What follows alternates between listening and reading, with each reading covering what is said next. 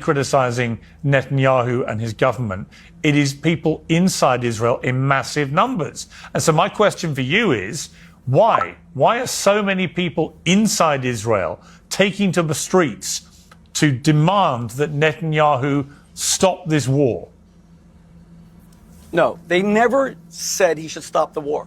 They said there should be a ceasefire to release the hostages because Israel is a cult. Don't interrupt me, please, Candace.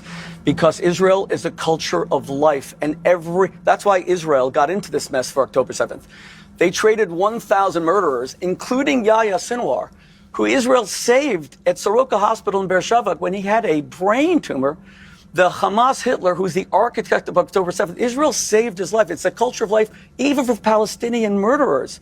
They traded 1,000 for Gilad Shalit. You remember that.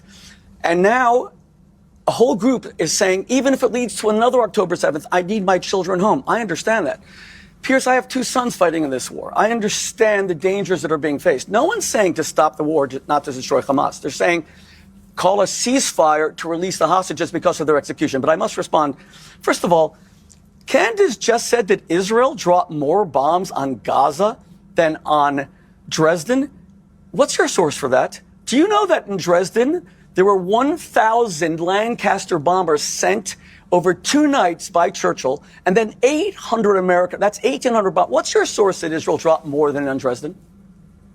So it's just interesting because you realize that you used Dresden as an example. No. Answer the question. You just made Pierce. This is deflection. I said more tons of explosives. You said that Israel. You just made a blood libel against the Jewish state.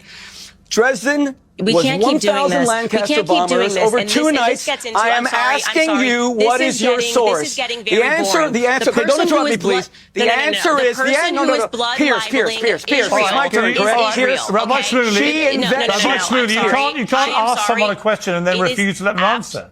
So I asked for a source. I didn't ask for a question. Go ahead. It is We've heard the question. Absurd. Candace. I'm going to respond to what you are saying.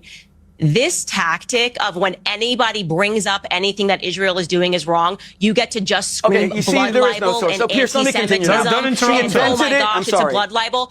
It is not a blood libel to talk about the amount of death and the tons of explosives that have been dropped on the civilians in Palestine, okay? That is not a blood libel against Jewish people. This is such a nasty and perverted tactic, what is your which source? essentially says, I don't have to debate anymore because I get to just call everybody a person who's accusing me of blood libels. Okay, truly, what is happening right now is that the blood of Palestinians is being shed.